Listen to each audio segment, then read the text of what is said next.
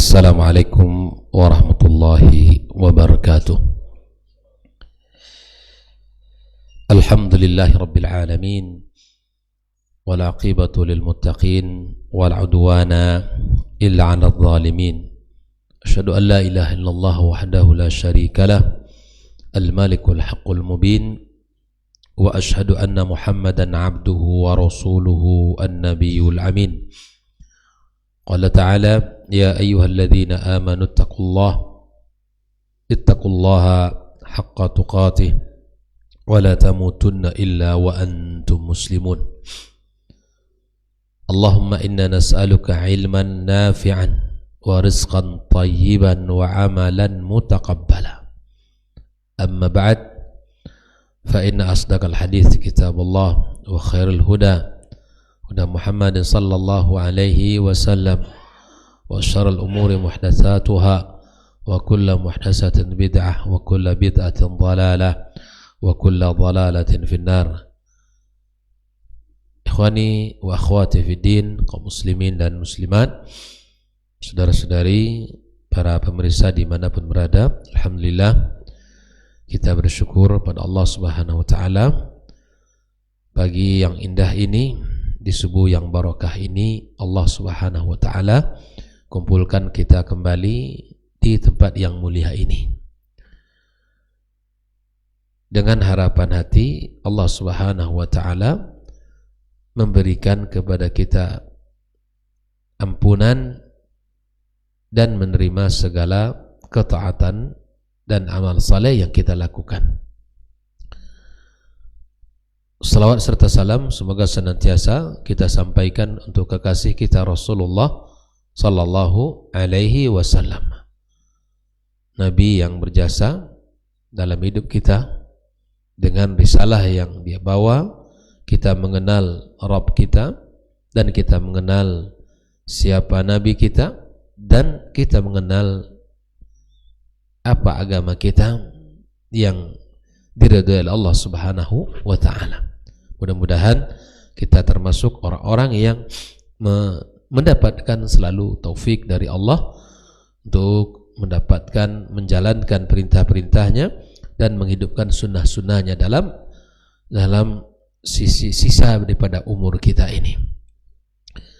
Pagi ini kembali kita melanjutkan tentang khasa'is tauhid wa fadailuh, keistimewaan tauhid dan kemuliaannya dan kelebihannya. Pagi ini kita memasuki bagian yang ke-6. Ada 10 poin yang dijelaskan oleh Syekh Abdul Razak Al-Badar di dalam menjelaskan keutamaan dan keistimewaan tauhid itu. Bagian yang ke-6 adalah min khasa'is at-tauhid annahu muwafiqun lil fitratis salimah wal uqul al-mustaqimah. Bahwa tauhid itu sejalan dengan fitrah yang lurus dan akal yang sehat. Jadi tauhid yang kita yakini, tauhid yang kita pelajari dan kita amalkan itu seiring dengan fitrah kita, sesuai dengan akal kita. Fatauhidu huwa dinul fitrah. Tauhid itu adalah agama yang fitrah, agama yang sesuai dengan fitrah kita, tidak melenceng, tidak bengkok dari jalan yang telah ditetapkan Allah Subhanahu wa taala. Maka walau turikal insanu wa fitratuhu lama qabila ghaira tauhid. Kalaupun dibiarkan itu manusia dan fitrahnya, maka dia tidak akan menerima kecuali tauhid. La'annahu yatawafaqu ma'al fitrah. Karena memang Allah ciptakan tauhid, fitrah kita ini memang sejalan dengan tauhid itu sendiri. Naam, bal huwa al-fitratu allati kama fatara Allah tabaraka wa ta'ala. Jadi akidah yang kita yakini, tauhid yang kita pelajari, yang kita amalkan, yang disampaikan oleh Nabi-Nya alaihi salatu wassalam, yang diperintahkan Allah di dalam Al-Quranul Karim, itu sesuai dengan fitrah kita yang lurus dan akal kita yang sehat. Allah Subhanahu wa taala mengatakan, "Fa'akim wajhaka lid-dini hanifah." Ini pesan Allah Subhanahu wa taala. Agar kita tegakkan agama kita, agar kita berikan agama kita, ya, agar kita laksanakan agama kita sesuai dengan apa yang telah diperintahkan. Fitratullahi allati fatara an-nasa 'alaiha la tabdila li khalqillah zalika ad-dinul qayyim walakinna aktsaran nasi la ya'lamun. Jadi Allah Subhanahu wa taala menciptakan kita sesuai dengan fitrah yang, ya, fitrah Allah Subhanahu wa taala yang telah menciptakan manusia. Jadi apa yang kita yakinin, apa yang kita pahami, apa yang kita jalani, itu sesuai dengan fitrah kita. Tidak ada syariat ini yang tidak sesuai dengan fitrah kita. Tidak ada agama ini, perintah-perintah Allah Subhanahu wa taala ini tidak sesuai dengan fitrah kita. Seluruh syariat ini, seluruh keyakinan kita, dan seluruh perintah Allah, apa yang Allah perintahkan sesuai dengan fitrah, apa yang Allah larang sesuai dengan fitrah kita. Syariat yang diajarkan Nabi SAW itu sesuai dengan fitrah kita. La tabdila li khalqillah, tidak ada gantinya. Oleh karena itu, apa yang melenceng itu? Kalau tauhid itu sesuai dengan fitrah dan akal sehat kita, maka apa yang melenceng itu? Apa perbuatan yang keluar dari fitrah itu? Ya, kita, subhanallah, di alam rahim ibu kita telah Allah Subhanahu wa taala sebutkan, kita bersumpah atas nama Allah bahwa Dia adalah Rabb kita. Setiap orang terlahir dalam rahim ke dunia ini, dari rahim ibunya, maka terlahir dalam keadaan fitrah. Semua orang. Semua orang. Apakah anak yang terlahir dari rahim seorang ibu yang kafir fitrah? Na'am. Terlahir dari rahim ibu yang musyrik, dia fitrah? Iya. Semua anak yang terlahir berada di atas fitrah dia. Lalu apa yang melenceng? Apa yang menyimpang? Amma syirku fahuwa khuruj anil fitrah. Kesyirikan itu yang menyimpang. Kesyirikan itu yang keluar dari fitrah. Wanhirafun anha. Kesyirikan itu keluar dari fitrah dan menyimpang, tidak berada di atas jalan yang diridhai oleh Allah Subhanahu wa taala. Maka itu di dalam hadis qudsi Allah Subhanahu wa taala katakan, kalau Allah taala fi wa inni khalaqtu ibadi hunafa'a kullahum. Allah telah katakan, seluruh hambaku aku ciptakan dalam keadaan lurus.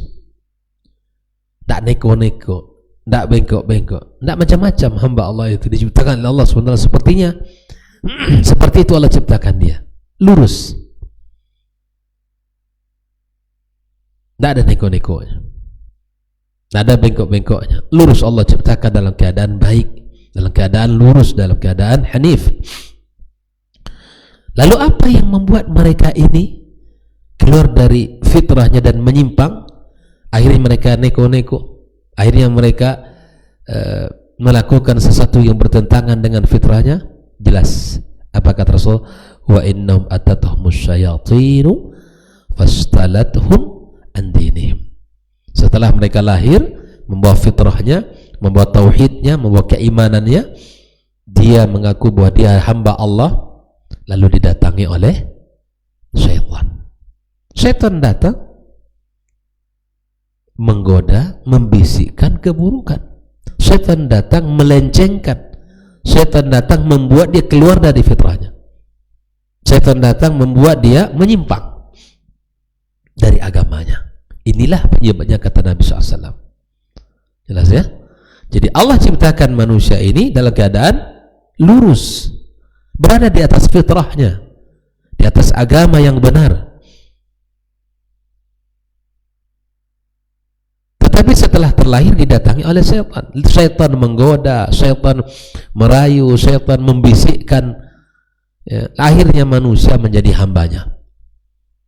Dan ketika manusia jadi hambanya, itulah perbuatan yang menyimpang, perbuatan yang keluar dari fitrahnya. Khalaqtu ibadi hunafa artinya ay alal fitrati allati hiya tauhid. Nah, ini jelaskan oleh Syekh Abdul Razak. Khalaqtu ibadi hunafa kullahum, aku ciptakan hambaku semua dalam keadaan lurus. Maksudnya kata Syekh Abdul Razak, alal fitrati allati hiya tauhid, aku ciptakan hambaku dalam keadaan lurus itu di atas fitrahnya bertauhid kepada Allah. Fa'tathumus syayatinu, kemudian mereka didatangi oleh syaitan, fastalathum, dan kemudian mereka menyimpangkan mereka, dibuat dia tidak patuh dari agamanya. Hadis yang berikutnya, hadis sahih dari Abu Hurairah radhiyallahu ta'ala anhu, Nabi mengatakan, ma min mauludin illa yuladu 'alal fitrah. Tidak ada yang terlahir ke dunia ini, tidak ada yang terlahir ke dunia ini kecuali dalam keadaan fitrahnya, dalam keadaan fitrah. Fa abawahu yuhawidanihi aw yunassiranihi aw kama tunhituna al-bahimah, adalah lain au yumajjisani, maka bapaknya lah yang membuat dia, orang tuanya lah yang menjadikan dia Nasrani, Majusi dan Yahudi.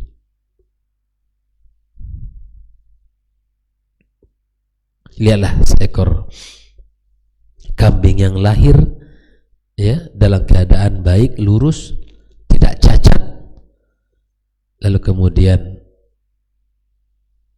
dia cacat karena perbuatan kalian yang telah melukainya.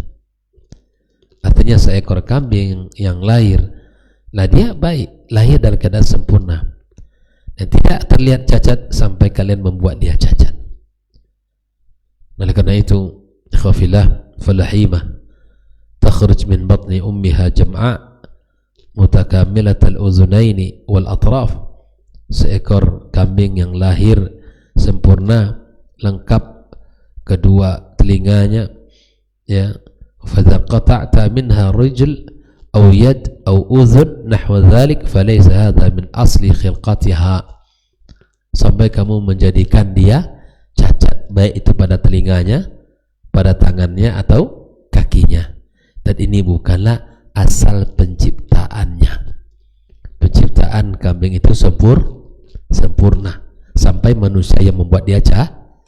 Manusia kita terlahir dalam keadaan bertauhid, sampai ada faktor lain yang membuat dia menyimpang. Yang membuat menyimpang apa? Yang pertama tadi syaitan yang datang kepadanya menyimpangkan, membuat dia melakukan perbuatan yang menyimpang. Yang kedua, faktor keluarganya, orang tuanya. Kalau dia lahir di keluarga Yahudi, mungkin dia akan mengikuti agama ayahnya. Kalau dia terlahir dalam keadaan keluarga yang Nasrani, maka dia Nasrani. Atau di lingkungan orang Majusi, mungkin dia akan menjadi Majusi. Tapi terkadang dalam perjalanan hidup ini orang keluar dari agama ayahnya, maka dia kembali lagi kepada fitrahnya. Kan banyak orang yang dalam perjalanan hidupnya di usia-usia mulai matang pemikirannya, dia belajar tentang Islam, akhirnya mendapatkan hidayah, masuk Islam. Oleh karena itu, ahibati fillah, disinilah bahwa kita tahu wa innama hadza bi fi'lin nas ba'da thumma kharajat tammatan kamilah. Jadi ada faktor eksternal perbuatan ini, ya, orang menyimpangkan, membuat dia menyimpang karena ada faktor-faktor lain. Seperti seekor kambing tadi terlahir sempurna, tapi dia cacat setelah kita membuat dia cacat. Manusia terlahir dalam keadaan fitrahnya lurus, dia menyimpang setelah ada yang membuat dia menyimpang. Ahibati fillah, fakadzalika al-maulud yuladu al-fitrah. Anak terlahir dalam keadaan fitrah, fa idza tanassar aw tahawwad aw tamajjas waqa'a fi ayyi naw'in min anwa' al-ihraf wa zay' wad-dhalal wal-batil fa hadha bi fi'l al-abawayn wal muhit alladhi yunsha'u fihi. Anak, ya, yang terlahir tidak memiliki apa-apa kecuali dia bertauhid. Kalau dia tumbuh dalam keadaan Yahudi, Nasrani, Majusi, tentu ini menjadi sebab utamanya adalah ayahnya atau orang tuanya atau lingkungan di mana dia tempat besar di tempat itu. Wa nash'al fityana minna ala ma kana awadahu abuh. Dalam sebuah syair disebutkan seorang anak itu akan tumbuh dengan kebiasaan yang diberikan oleh ayahnya. Anak itu akan tumbuh berdasarkan kebiasaan yang diberikan oleh kedua orang tuanya. Kalau sejak kecil anak ini dididik dengan tauhid yang benar, ya, dengan ibadah yang benar, dengan akhlak yang mulia, insya Allah harapan kita anak ini tumbuh di atas hal itu. Tapi kalau sejak kecil anak tidak pernah diarahkan, anak tidak pernah dikasih tahu, dibiarkan tumbuh menjadi anak lingkungan, ya, maka ini akan berbahaya bagi seorang anak. Tanggung jawab kita ini besar di hadapan Allah.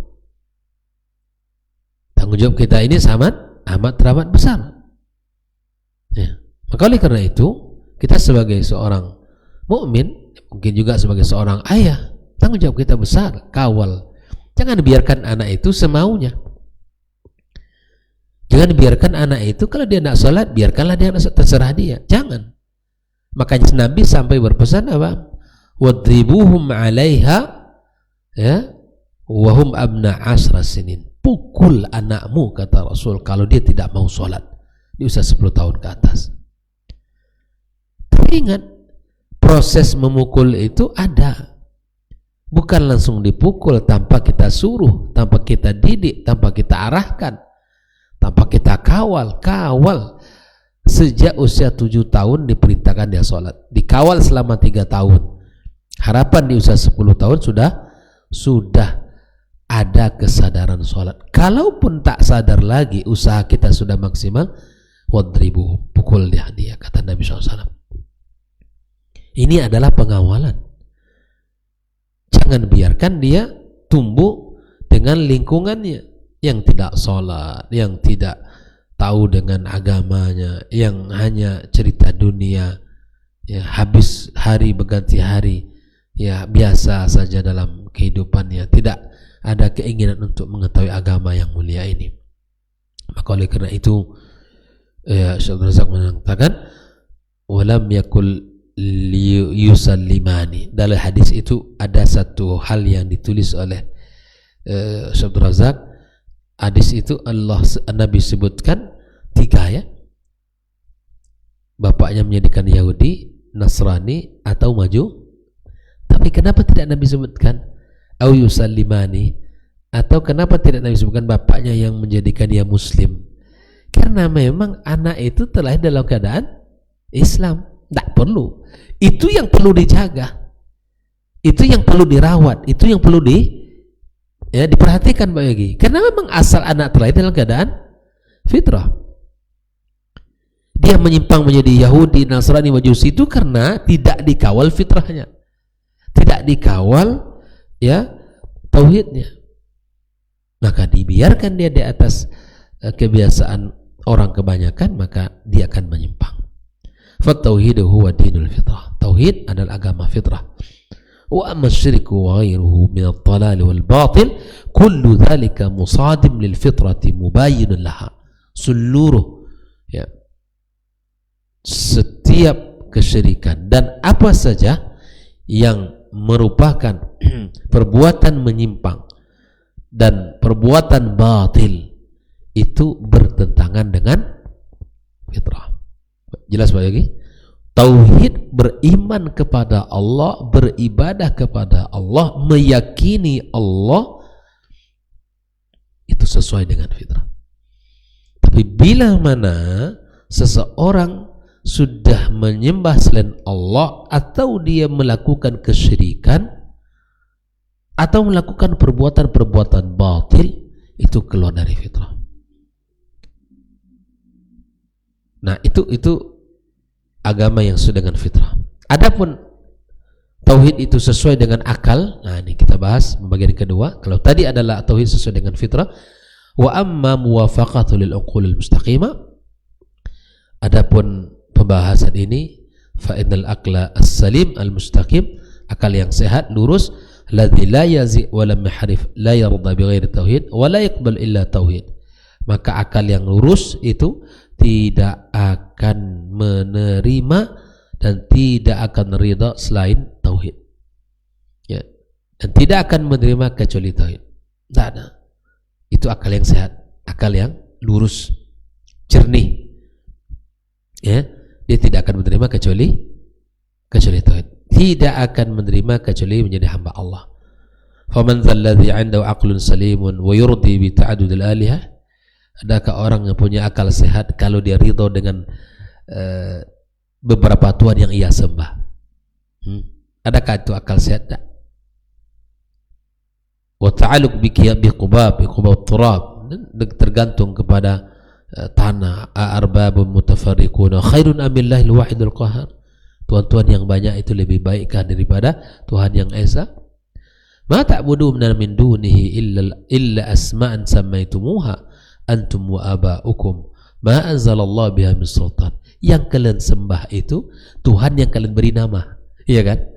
Berhala, Lata, Uzza, kalian diberi nama sendiri. Tuhan yang kalian sembah itu Tuhan yang kalian beri nama sendiri. Nama-nama itu kalian sebut dan kalian berikan untuk fulan namanya fulan. Kalau kalian sembah, apakah Tuhan yang banyak itu lebih baik daripada Tuhan yang esa? Ya tentu tidak. Oleh karenanya, apakah orang memiliki akal sehat kalau dia beribadah kepada selain Allah Subhanahu wa taala? Tentu tidak. Ya. Maka Zaid bin Amr di masa jahiliyah dia mengatakan, "Arabban wahidan am alfi rabbin adinu idza taqassamatil umuru." Apakah Tuhan yang satu atau Tuhan yang banyak yang aku sembah bila mana perkara sudah terbagi-bagi atau bercabang-cabang. Azaltul Lata wal Uzza jami'an, aku tinggalkan Lata dan Uzza seluruhnya. Kadzalika yaf'alul jalidus sabur, itulah yang mesti dilakukan oleh seseorang yang bersungguh dan bersabar. Fala uzzan adinu walabnataiha, tidak ada Uzzah yang aku sembah dan tidak ada juga kedua anaknya. Wala sanami bani amrin adiru, juga tidak berhala bani Amr yang aku sembah.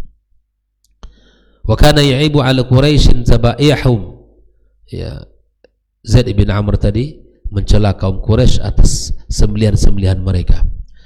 Asyatu khalaqahu Allah wa anzala laha minas sama'il ma'a wa anbata laha minal ardi thumma tadhbahunaha ala ghairi ismillah inkaran lidzalika wa i'dhaman lahu.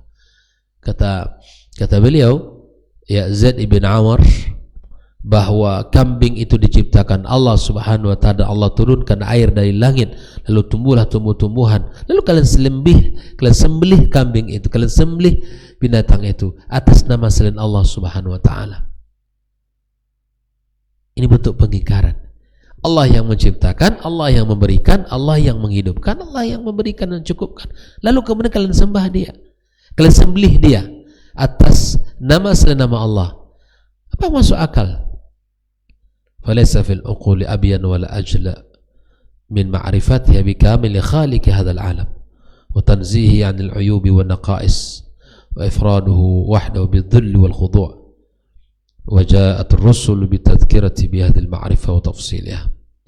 Karena itu ikhwah fillah rahimakumullah, sekali lagi bahwa kita jaga fitrah kita, jaga tauhid kita yang sesuai dengan akal sehat kita, yang sesuai dengan fitrah diri kita. Fa husnul tauhid wa qubhu syirki mustaqirun fil uqul wal fitrah. Baiknya tauhid dan buruknya syirik itu ada dalam fitrah kita dan akal sehat kita. Orang yang sehat, orang yang jernih akalnya, yang sehat ya jiwanya dan lurus fitrahnya, pasti dia tahu tauhid itu mulia sedangkan syirik itu hina. Pasti dia tahu.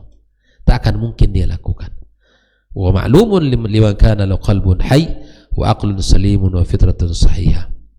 Dan tentu ini adalah sesuatu yang sudah maklum bagi kita semuanya, bagi orang yang memiliki hati yang hidup, akalnya jernih, fitrahnya sehat. Dia akan tahu itu mana yang menyimpang, mana yang tidak. Dia akan tahu mana yang mulia, mana yang hina. Dia akan tahu mana yang hak, mana yang batil. Tahu itu. Akal sehatnya akan membimbing dia, akan menentukan mana yang baik, mana yang buruk. Yang baik dikerjakan, yang buruk ditinggalkan. Yang tauhid ya dikejar, yang syirik ditinggal.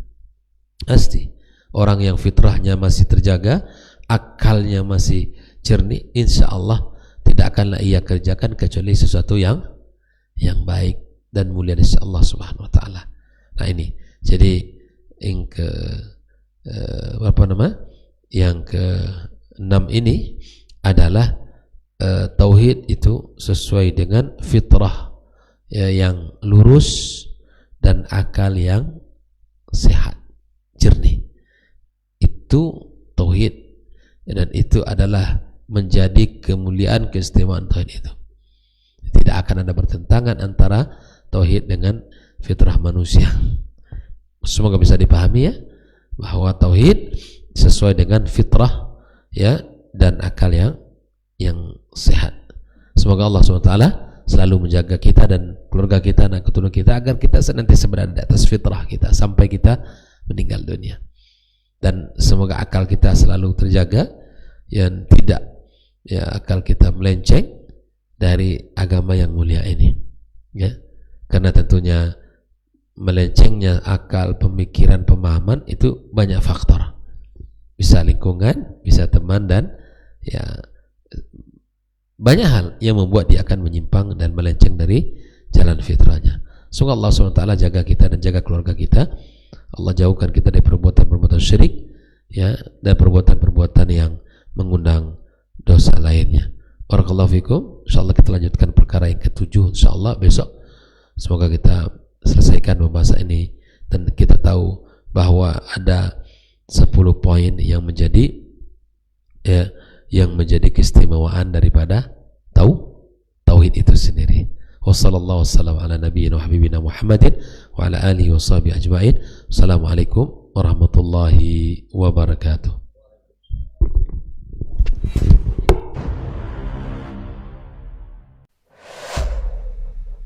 Dunia dan seisinya ini bagi Allah tak sama nilainya dengan sebelah sayap lalat. Barang siapa yang beramal untuk akhiratnya, Allah akan cukupkan baginya urusan dunia. Sayati zamanun 'alan nasi as-sabiru fihim qalqabit al-jamarah. Akan ada satu masa di akhir zaman yang berpegang teguh dengan agamanya seperti orang yang sedang memegang bara